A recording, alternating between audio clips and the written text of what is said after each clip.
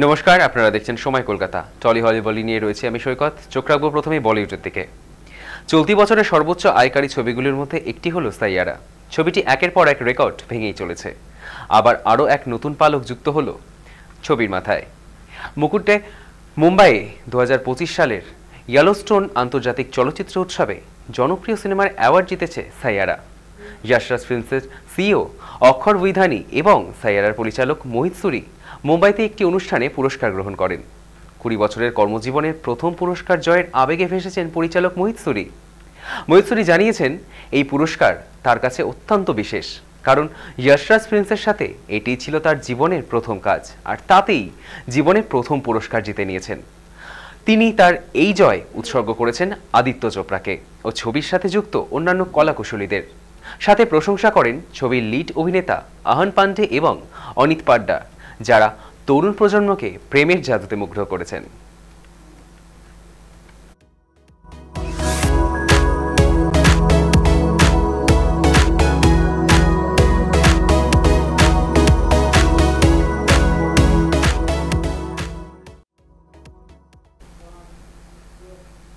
বৃহস্পতিবার সন্ধ্যায় উড়িষ্যার কটকে বালিযাত্রা গ্রাউন্ডে অনুষ্ঠান ছিল শ্রেয়ার। পছন্দের গায়িকার লাইভ কনসার্ট শোনার জন্য ভিড় জমিয়েছিলেন বহু মানুষ। হঠাৎই শো চলাকালীন ঘটে যায় অপ্রীতিকর ঘটনা। দর্শকের ভিড়ের মাঝ থেকে হঠাৎ শুরু হয় গোলমাল, তা ধীরে ধীরে বাড়তে থাকে। অতিরিক্ত ভিড়ের চাপে তৈরি হয় ভয়াবহ পরিস্থিতি বিশৃঙ্খলা হতে বেশি সময় নেয়নি। এরপর ধীরে ধীরে ধাক্কাধাক্কির জেরে পরিস্থিতি রীতিমতো হাতের বাইরে চলে যায়। ঘটনাস্থলে জ্ঞান হারান দুজন শ্রোতা। তড়িঘড়ি তাদের চিকিৎসার জন্য পাঠানো হয় হাসপাতালে। যদিও পুলিশ সূত্রে জানা যাচ্ছে, হতাহতের কোনো খবর এখনো পর্যন্ত নেই। ব্যারিকেড ভেঙে পছন্দের গায়িকার কাছাকাছি যাওয়ার স্বাদ সামাল দিতে না পারে দর্শক শ্রোতাদের এই হাল। জনসমুদ্রে এমন পরিস্থিতি সামাল দিতে মাঠে নামে পুলিশ। লাঠিচার্জ করা হয়েছে বলে জানা যাচ্ছে, তবে পরিস্থিতি সময় মতো সামাল দেওয়া গিয়েছিল বলেই সূত্রের খবর।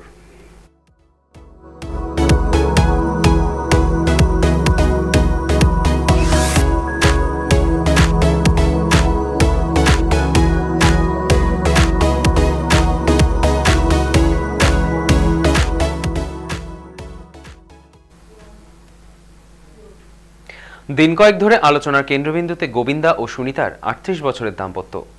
1987 সালে 7 পাকে বাধা পড়েন গোবিন্দা এবং সুনিতা। পরের বছরই 1988 সালে মেয়ে টিনার জন্ম হয়। পরে তাদের সংসারে আসে ছেলে যশবর্ধন। সুনিতা মাঝে মধ্যেই সোশ্যাল মিডিয়ায় সুখী পরিবারের ছবি পোস্ট করেন।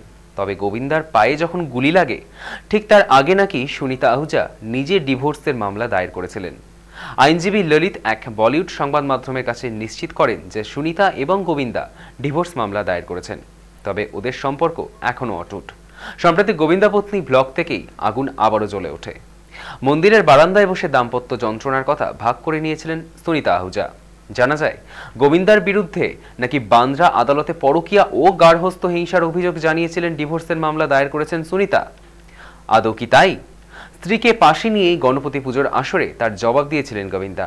তবে স্বামীর অসুস্থতার খবর না পাওয়া মোটেও সুখী দাম্পত্যের লক্ষণ নয় বলেই মনে করছেন নেটজেন।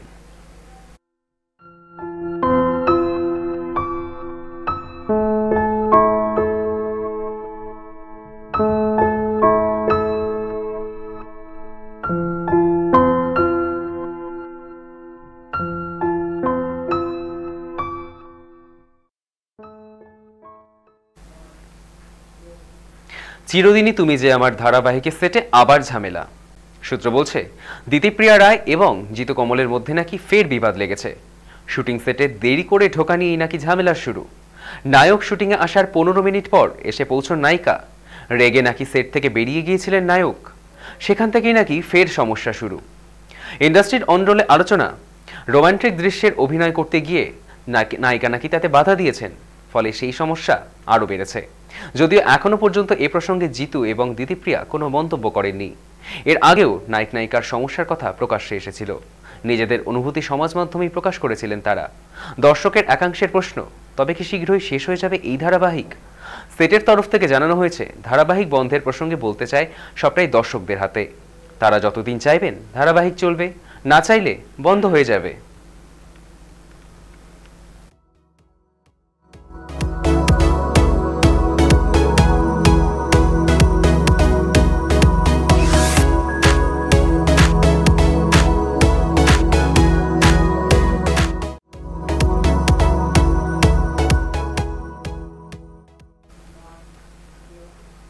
প্রয়াত ভারতীয় চলচ্চিত্রের প্রবীণতম অভিনেত্রী কামিনী কৌশল।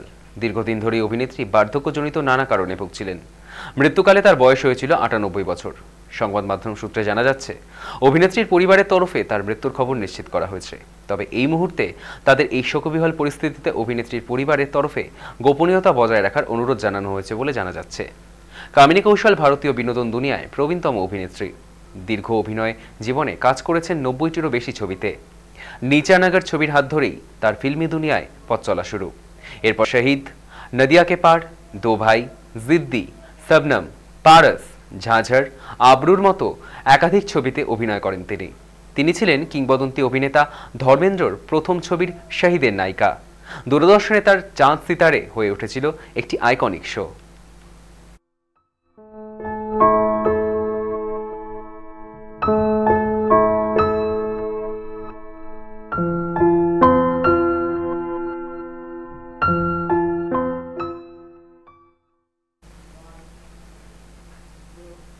প্রয়াত ভদ্রা বাসু, বিশিষ্ট নাট্য পরিচালক অসিত বসুর স্ত্রী ভদ্রা।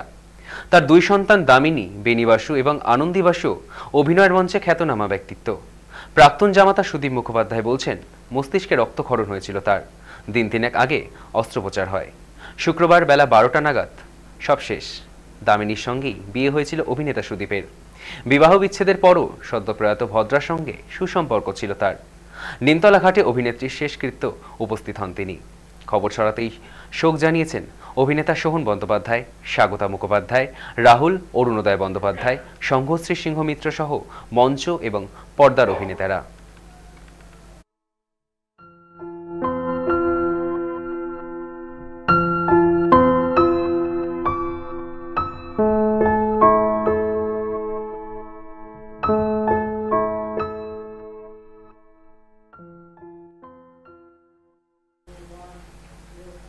টলি হলি বলি এখনকার মতো এ পর্যন্তই। দেখতে থাকুন সময় কলকাতা।